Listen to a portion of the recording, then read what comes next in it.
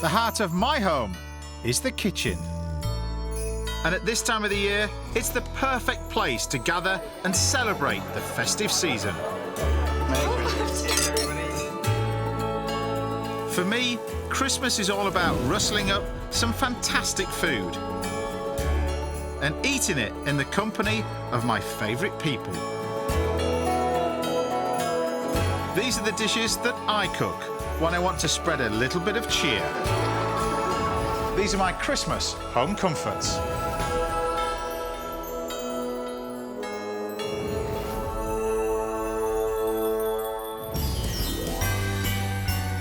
Nostalgia isn't what it used to be, except at this time of the year, when we all crave the sights, sounds and tastes of the past. So I'm going to take you on a trip down memory lane and make some of my favourite childhood Christmas meals. Including this sticky classic, a world away from school dinners. Steamed sponge pudding, one of the best desserts you could ever wish to have. If you want even more sugar, Annie Gray serves up some Austrian Christmas candy. There's something about the bright colours and the scent that's coming off it that just fills you with joy. And I teach Aussie racing legend Mark Webber how to barbie like a Brit. So if we have this in Australia and it starts a bushfire, we've got a national incident on our hands. But first, I'm delving into my past with something I first had when I was growing up on the farm. It's a one-pot winter warmer. Uncomplicated, unfussy, unbeatable. Now, there's several dishes for me that epitomises my childhood, and this has to be top of the list. Proper grub. As my granddad put it, you don't get to be a 6'3" Yorkshireman by eating a few carrots, and it was a big chunk of beef, chopped up, slowly cooked. It's one of the most amazing dishes I think I ever tasted as a kid. And it's really simple to do, and I use my own mother's recipe still to this day, really, for the beef stew. So this is a piece or a chunk of silver side. Now, the reason why I like to buy it as a whole piece is I can dictate the size of the dice, really. Too many times, diced pieces of beef for stew are far too small, and you just end up cooking it, and they just dissolve into little pieces. So when you cut it up into decent-sized chunks. Next, coat the beef with a touch of flour and brown the pieces off in a casserole dish along with a little oil. And this is where you get the colour of your beef stew.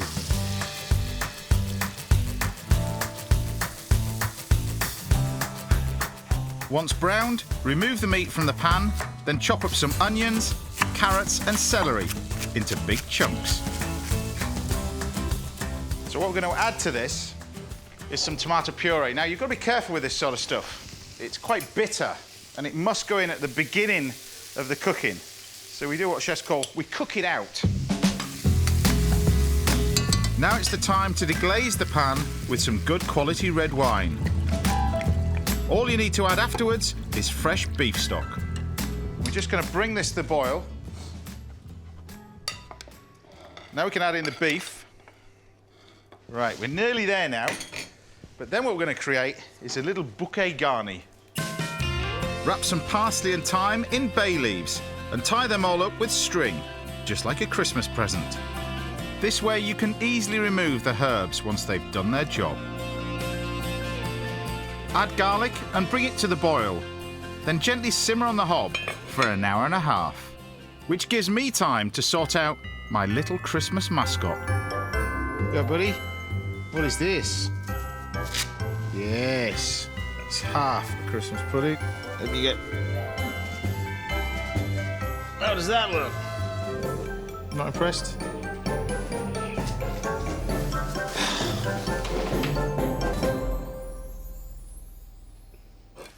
Now, this has only had an hour and a half, so you can imagine how my mother's used to be. For 8-10 hours just slowly cooking. Great dish, this. Now, it's difficult to improve on this, I know, but we're going to improve this with some dumplings. To start, put some beef suet in a bowl with double the amount of flour and a touch of baking powder. Then chop up some fresh parsley. This is one of the dishes that inspired me to cook and do this for a living. Because my mother used to tell me that I used to stand there and put the little dumplings in, stood on a chair. So I can't have been any more than 5, 6 years old making this as a kid.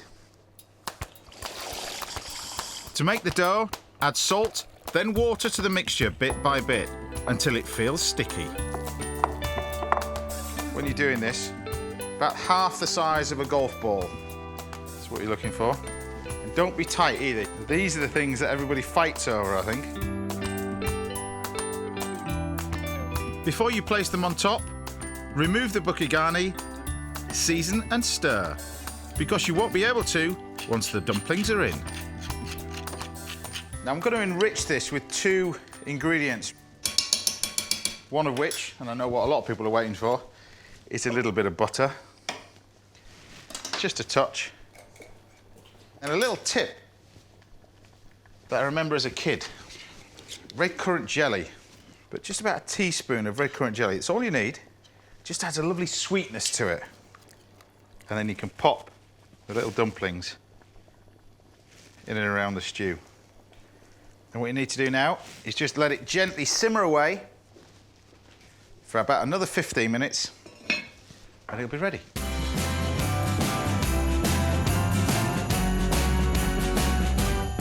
You see, it's the anticipation of this dish which I absolutely love. Beef stew and dumplings. It's been a part of my life for nigh on 40 years. It doesn't need anything else, I don't think. Don't need any fancy bits of mash. It's just that, that's all you need. It's like winter in a bowl. And then you've got these little golden nuggets, these amazing dumplings. It's kind of weird, as chefs, because we always try and reinvent the wheel all the time. Why do we bother when we've got food as good as this? And for me, this is where it all started. A pot like this is perfect for this time of the year. Hearty, wholesome, and for me, packed with memories of Christmas as a kid. Try it yourself, and don't be stingy with the dumplings.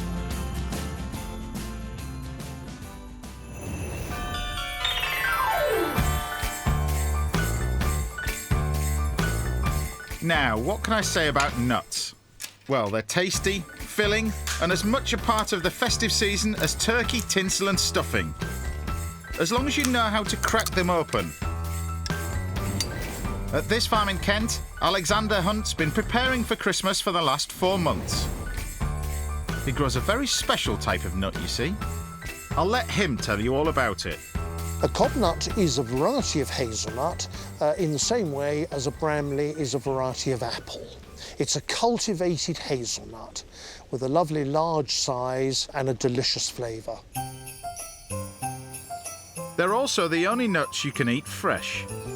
And our ancestors loved them. I think historically the Victorians always had nuts after a meal with port and cheese, and I think that tradition has very much carried on. And I think most people in the country would associate Christmas with nuts. Kentish hop pickers were also big fans and ate them by the handful during harvest time.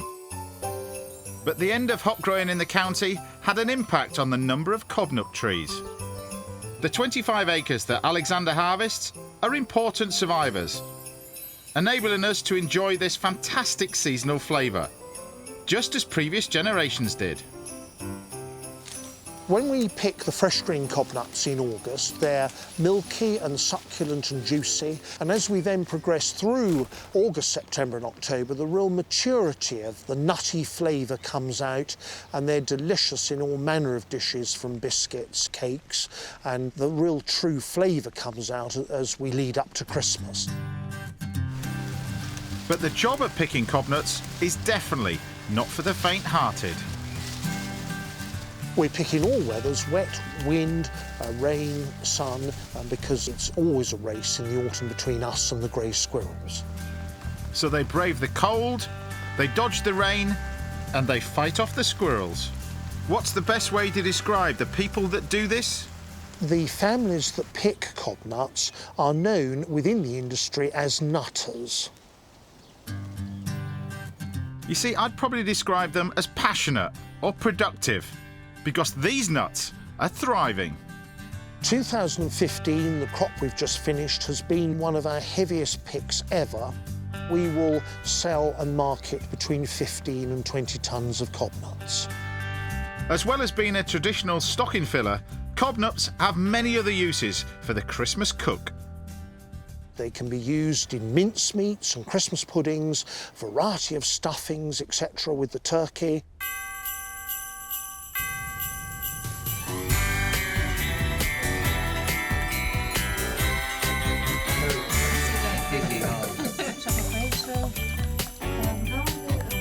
It's been a hectic few months, but with his harvest now successfully gathered, Alexander is celebrating by throwing a festive feast. And it wouldn't be complete without all the other local nutters. Cobnuts are ideal when you've got a Christmas dinner party because you crack them, you have to share the nut crackers around them, and I like the noise of the cracking, don't you? Yes, I do. I really like them on apple crumble. They're just so natural and really healthy and full of vitamins and really good things. I'm a traditionalist and I think I go with the flow, and I like to eat Cobnuts after dinner, particularly with this sort of cheese and especially pork course. It brings back memories of growing up and working on the farm, eating nuts whilst you're working. It keeps you going. It's almost an activity. It's like eating crab or mussels. You have to earn the nut, and then it tastes even better. It's food that you've earned.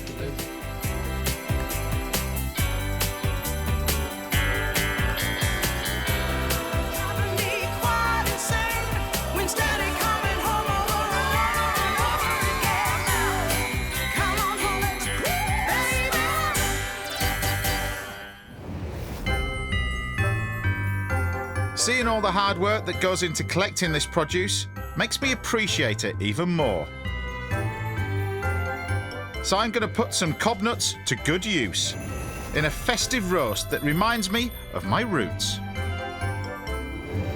Well, around Christmas time, it would be a busy time for farmers, and my dad would go out and shoot quite a lot and bring back partridges. Not like this, oven ready, still in their feather.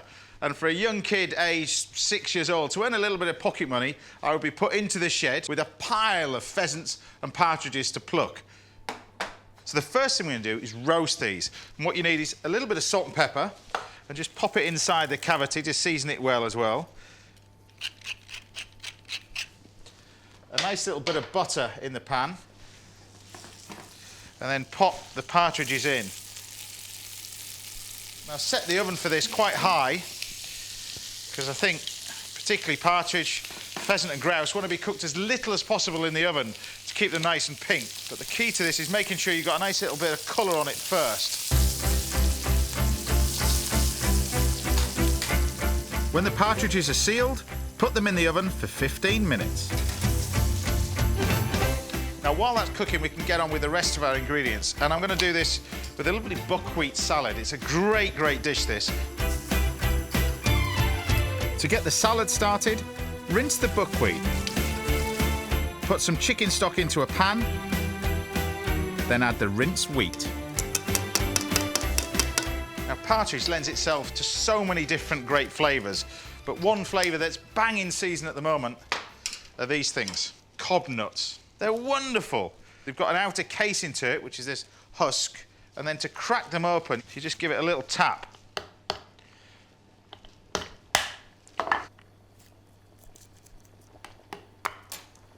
You can't stop them flying around, which is a cloth. And always at this time of the year with the partridges and the pheasants, the Cobnuts, these ingredients go so well together. It's just the perfect accompaniment. By the time you've got a few whole ones out, the buckwheat should be ready. So remove from the heat and drain. Next, you need to blanch some baby leeks in salted boiling water. So while our leeks are just gently cooking away, we can make our dressing for this. It uses ingredients which I love. 1 part pomegranate molasses, 1 part runny honey, and then you need some sharpness with this as well. And you can either put lemon juice if you want, or this stuff. This is white balsamic vinegar. It's fabulous in this salad. Mix the dressing, drain the leeks, and take the partridges out of the oven. Spoon over a little butter and leave them to rest for 15 minutes. Which gives us enough time to finish off this. Now, so often you would just serve the buckwheat as it is, but what I'm going to do is foam it in some butter. To give the buckwheat a golden colour, the butter needs to turn a nutty brown. As soon as that's done, we can then take our buckwheat and go straight in here. In we go with the dressing. You've got this lovely syrupy, sugary molasses dressing. Pomegranate, fresh pomegranate. Best way to get the pomegranate seeds out, back of a spoon. Or a bit like plucking partridges. Give it to somebody else to do. Or you can buy this pre-done, like pre-cooked crispy bacon. The world's going mad. There's room in that pan for just a couple more ingredients. Chopped parsley and some delicious cobnuts. It's wonderful, sort of rich, it's not dry, it's lovely with that dressing over the top as well, that lovely sweetness. And then finally, just to add some texture with this, we've got the leeks. Drizzle them with a touch of oil, season, and then char grill. While they're finishing off, it's time to bring this feast together. You've got this delicious salad. Wonderful colour from this as well. Then we can pop on these fantastic partridge. And then your leeks, just you can put those back through the dressing as well. I love dishes like this. Simple, quick, full of flavour. It's exactly what I want to eat. And you see this partridge is perfectly cooked. It's lovely and pink inside. You've got the cobnuts. I love the buckwheat with the pomegranate and the sweetness of that dressing with the honey, the molasses. This is one of my favourite dishes for this time of the year. For years, I remember just being sat in the shed, plucking partridges and pheasants. It was an amazing time, but if I'd have had £1 for every one I'd done, I might have retired by the time I was 14. It would have been nice. But cooking succulent roast partridge, along with some fantastic cobnuts, is a great reminder of my childhood now. Something else that transports me back to my Christmas past is sweet, spicy and sticky gingerbread men. Food historian Ivan Day has been tracing their origins and finding out why we eat these little figures at this time of year. Modern gingerbread men like these are a familiar treat, but these spicy little fellows have a really interesting history. Gingerbread has appeared in numerous stories throughout time, from Hansel and Gretel's gingerbread house to Tchaikovsky's Christmas ballet, The Nutcracker. I'm going to make two important figures that tell the early history of gingerbread. Ivan's following the oldest known recipe, dating from medieval times. The mould is a rare relic too, from a surprisingly progressive era.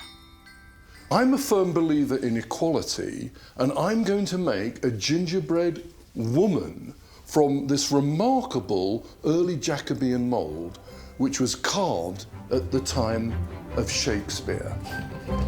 He starts by grinding up some pepper, then he mixes honey with breadcrumbs, ginger, cinnamon and red sandalwood for a splash of colour. This mixture has to be heated on the hob until it's thickened. Once it's cooled to the perfect consistency, the gingerbread can be pressed into the mould. Ivan's dusted his with red Saunders to stop the mixture from sticking. My ginger gentlewoman is not going to be baked in the oven. I'm just going to dry it out in front of the fire. Gingerbread figures come in all shapes and sizes, but this is one of the most popular. St Nicholas, the patron saint of children. Ivan's making a white one, using ground almonds, sugar paste for the dough, and ginger and galangal for flavour. But what about the real St Nick? What was he made of? Nicholas was a 4th century Greek bishop. He received a very large inheritance and used it to assist the poor, the sick and the needy. He was celebrated on the anniversary of his death, the 6th of December, when children would receive a gingerbread figure of him. Countries across Northern Europe celebrated the legend of St Nicholas for hundreds of years after his death. And in the 19th century, his popularity spread to the British Isles. When Queen Victoria married the German Prince Albert, the German and the English traditions of Christmas merged, and we see St Nicholas becoming a feature of the English Christmas. In time, St Nicholas evolves into everybody's favourite visitor, Father Christmas. Once Ivan's gingerbread has dried out, he adds the gilding. Hang on a minute, why does this old figure seem so familiar? The chocolate Santas that are so popular today are the direct descendants of the gingerbread St Nicholases, and the gold leaf has been replaced with metal foil. So there we have it, a gilded St Nick. Well, they certainly all look good enough to eat. In addition to my gingerbread woman, I've made her partner on the back of the mould, this gingerbread man. And on behalf of the neglected equal rights of gingerbread women over the last 500 years, I am going to behead him. Off with your head. That's delicious, actually. It's lovely because it's very sweet, almondy. The galangal and the ginger give a lovely kind of vindaloo-like hit. If you like spicy, you'll like white gingerbread. Doing this, I think, reminds us that although we have strong Christmas traditions, we have lost many on the way. And many of them are very interesting, like these gingerbread figures. What could be more seasonal than this beautiful gilded gingerbread figure of St Nicholas, the patron saint of children and giving gifts?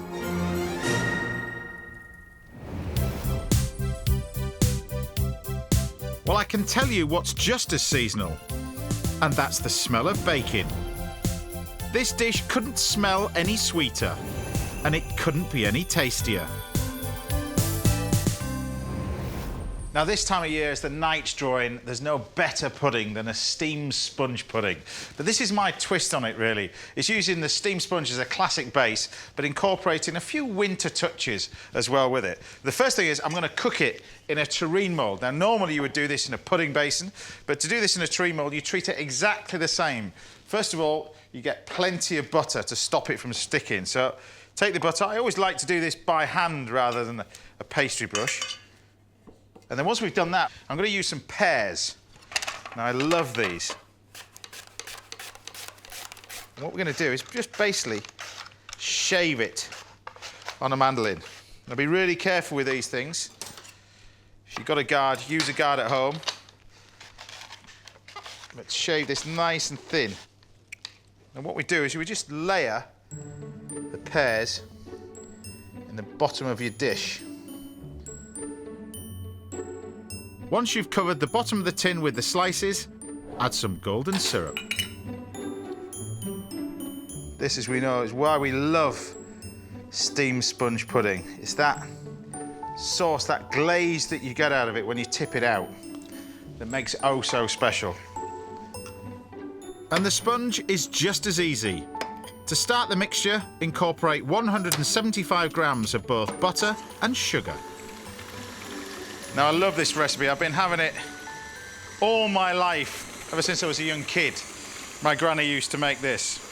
Never on a machine like this, though. She used to be sat there with a bowl and an old gnarly wooden spoon that was actually bent. It wasn't bent through going in a dishwasher, it was bent through the amount of use. And she used to hammer the butter and the sugar together like this. She had one hell of a grip on her to produce a lovely light sponge. So now I can add 3 eggs, one at a time. As soon as you've added the eggs, take it off. Next, mix in 175 grams of self-raising flour. Now, I didn't learn this tip from my gran, but whenever you use golden syrup on anything, add a pinch of salt, and quite a heavy pinch, even though this is a dessert, because when you bite it, that salt cleanses the palate, so every taste you get a hit of the syrup. Once you've combined everything, pour the mixture on top of the syrup and fruit. Now, traditionally, of course, you could use a pudding basin for this. Nothing wrong with that. It's just by doing it in a tureen, it just makes it look good in the end, especially when you've got that layer of pears in there as well. Cover the pudding with greaseproof paper and tin foil. Then place in a pan of gently simmering water for 1.5 hours. Now, on its own, the steamed sponge pudding is absolutely perfect for this time of the year. But to turn it into a sort of festive dessert, what you can do is this bit. I'm going to poach some pears using mulled spices, which go amazingly well together. To get started, put star anise and cloves into a pan. Then break in some cinnamon. Now, rather than just put a combination of just water and sugar in here, what I'm going to do is add some wine, but I'm going to use a sweet wine. A little bit of muscat. While the liquor infuses, peel the pears ready for poaching. So you cut the pears in half and into quarters in there, and we'll put them straight into the syrup. We can then add some lemon and orange zest. It's just delicious. As soon as it starts to boil up, you get this mulled sort of wine smell. It's wonderful. So you're going to bring this to the boil, cook this for about 15 to 20 minutes.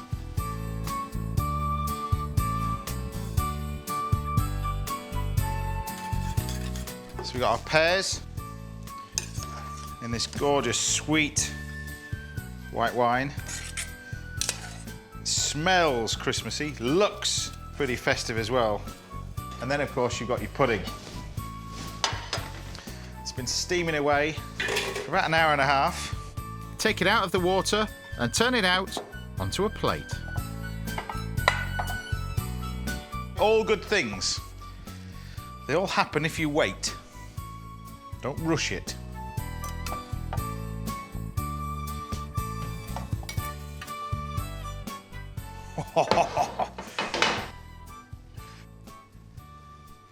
Steamed sponge pudding with a glaze of pears and syrup.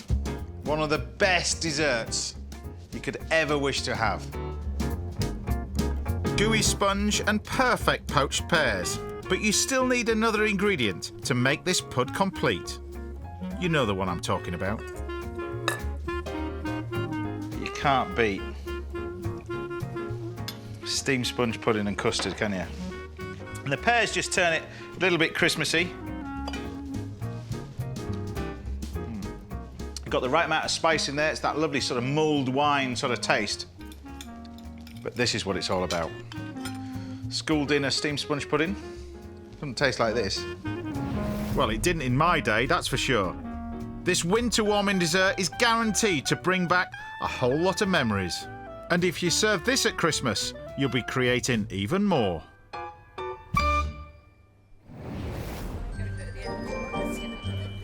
You know me, I love sweets of any kind, especially at this time of the year. And few places do confectionery better than Austria at Christmas. Our festive food reporter, Annie Gray, has been sampling their delights. Tough job. That's it. I'm giving up all thoughts of diets and puritanical constraints. This looks amazing. Austrian artisans and food producers spend months preparing for this huge annual food fest. So, a few weeks back, I caught up with one couple who are recreating the ultimate taste of Christmas past. Looks like Christmas has come early. Chris Meyer was a professional pop singer and his girlfriend Maria was a successful lawyer. But they fell in love with an old-fashioned sweet shop they visited while on holiday in Amsterdam. It changed their lives. And we were just, wow, what are they doing? And then we came home and 2 months later, we decided we're doing candy. The following year, they opened Suikerwerkstatt, or Sugar Workshop. Chris is the hands-on sweet maker and showman. Today, he's teaching me the skilled art of making old-fashioned Christmas candy, working with volcanic sugar syrup.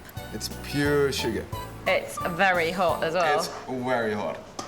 We're doing a candy with a pattern of a Christmas present, so with 2 ribbons on it. I have absolutely no idea how you would make that. Really? Yeah. I will show you. Excellent. Natural flavourings are added to the boiling sugar solution. My first test is to guess what they are. Almond. Not bad. It's cherry and almonds. Okay. So very Christmassy taste.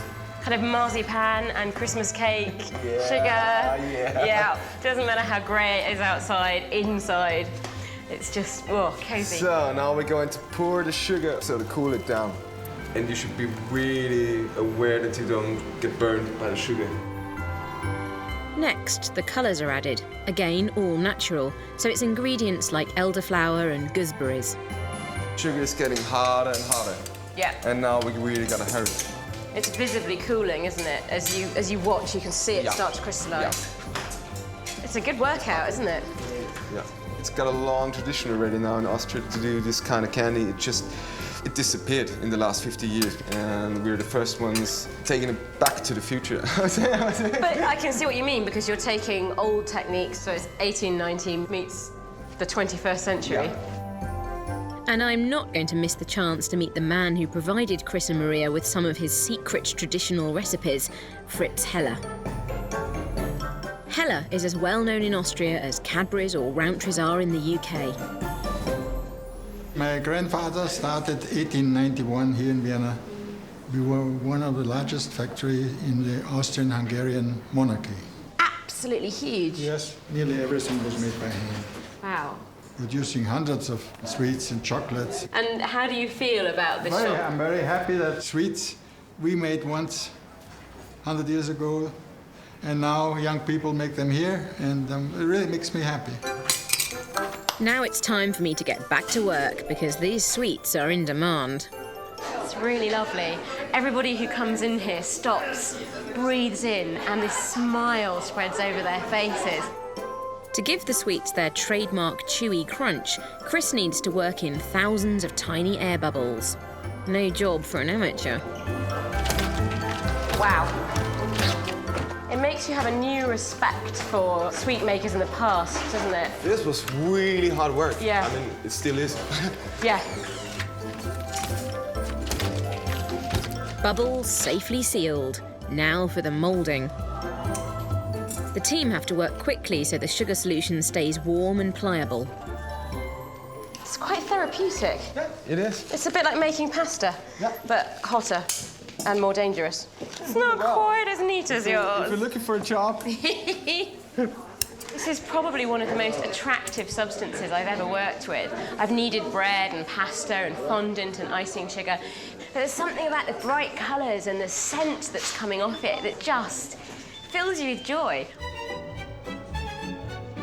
What are we doing now? I can see that this is a Christmas present. We're putting the ribbons on the present because we want to have it nicely wrapped. It's frenetic, but there's just something really quite involving about the whole process. Now that's what you call a mouthful. The sugar now needs to be seriously stretched if it's to be turned into bite-sized Christmas treats. I thought it was finished when it was big. That shows how much I know. Chris and his team turn out about 1.5 tons of this sweet stuff every month, enough to cause a serious sugar rush. What do you say? It looks like a Christmas present, does it? Unbelievable. You want to try it? Just taste it. It's still warm. That's tasty. incredible. Yeah. You're a genius. Yeah. When I walked in here this morning, I honestly felt just like a kid in a sweet shop. But I don't think I've ever realised how much work goes into something like this. This isn't just a cute Christmas time treat. This is edible art.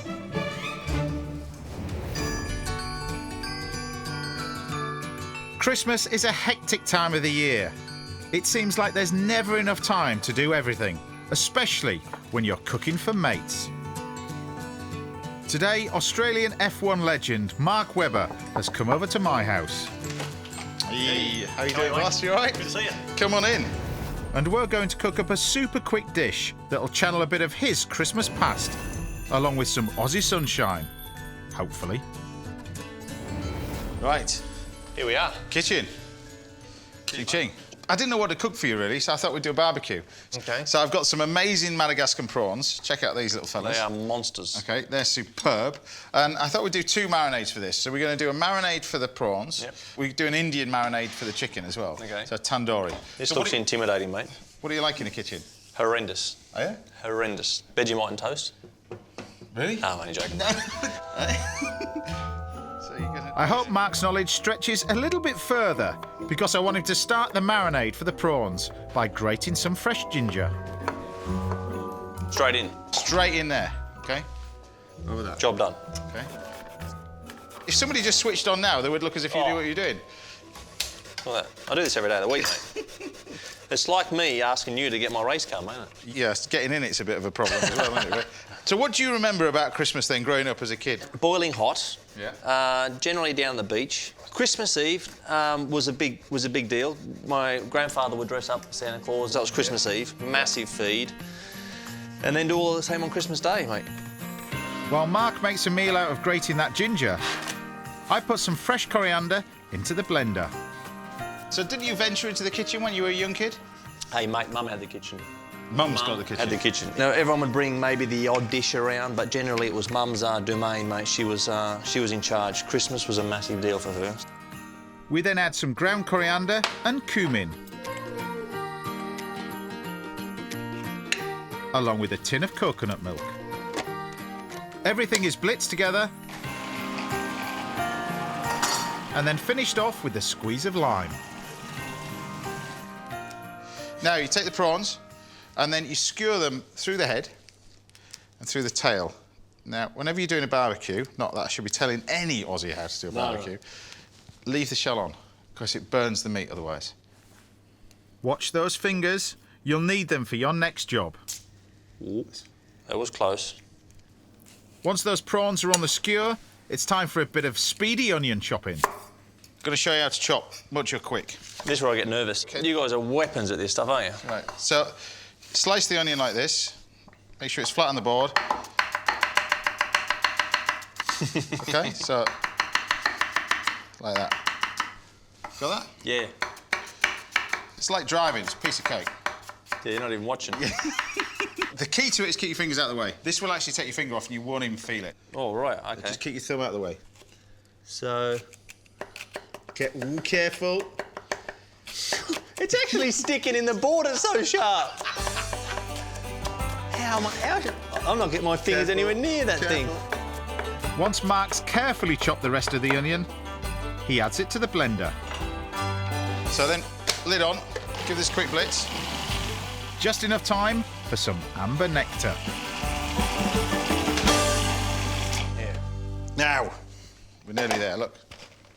And then what you want us to do is spread this all over the top of the prawn. So spread it on the top, roll them around on the plate, sorted.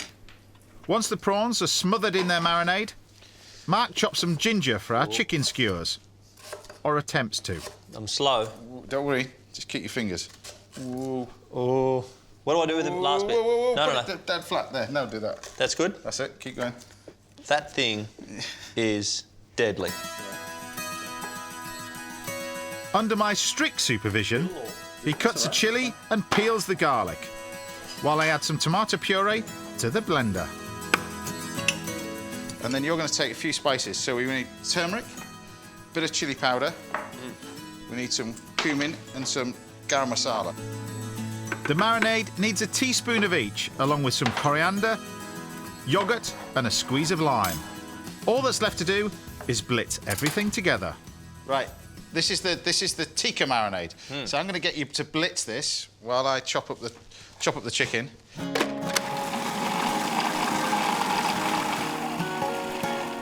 Pour the marinade over the chopped chicken.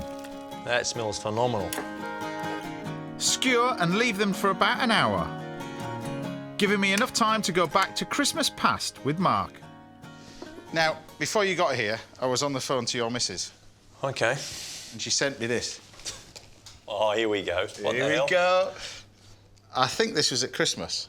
Your folks says this was at Christmas. Well, yeah, hey, look at that. You look at that, eh? That is Christmas. Yeah. Look at the date. So 25th of the 12th. 85. 85. So tell me about this picture then. So brand new BMX by the looks of it, yeah. And yeah, pulling some moves on the, that's our driveway. So that was a Christmas present, was it? Yeah, it was one of the best I ever got, mate. Well, just. Here, look, that needs to marinate, but I've got something to show you. Beautiful. Down by the fire pit, I've got a little surprise gift for Mark. Hey, buddy, I searched high and low. What have you been doing? Happy Christmas. Really? He might have worked out what it is. Mate, I've never had a cracking present off a Yorkshireman, mate. This is sensational, mate. Oh, it's even the same colour, buddy. That's a cracker. Well, go on then. Take it for a spin. Some BMX bandits. Oh, I nearly tucked the front there. You're going to come off it in a minute. Valentino. As your mother said, if you don't put it down, you're going to hurt yourself. Keep it tidy, mate. Mark's managed to put in a few good laps and the chicken and prawns are ready to slip onto the barbie. So you a charcoal man or are you a gas fire? Just the gas plate, mate, with char. Not wood? Yeah, not wood. See, if we have this in Australia, when it starts a bushfire, we've got a national incident on our hands. The skewers need to go over the flames for about 10 minutes and be sure to turn them every so often. Looks good though, mate, doesn't it? Yep. And that's it. The Christmas barbie is ready to eat. It's not ours, bit colder. It's fresh out here, but it'll do. It's all right. Mmm. It's not bad though, is it? You never forget the food you grew up with. Whatever side of the world you're from, there'll always be some recipes from your youth that made Christmas unforgettable. So don't leave them in the past. Bring them into the present. I've got a little gift for you. Because you gave me a gift. Yeah. What's this? They'll come in handy. Very Australian. They're called sluggos. And I reckon they're perfect size for you, mate. So when you go down there, you're in business. Don't say I never look after you. Mate, thanks. You happy? Yeah. Can you imagine me wearing these things? You'll break some hearts with those, mate. I reckon you'll break some hearts.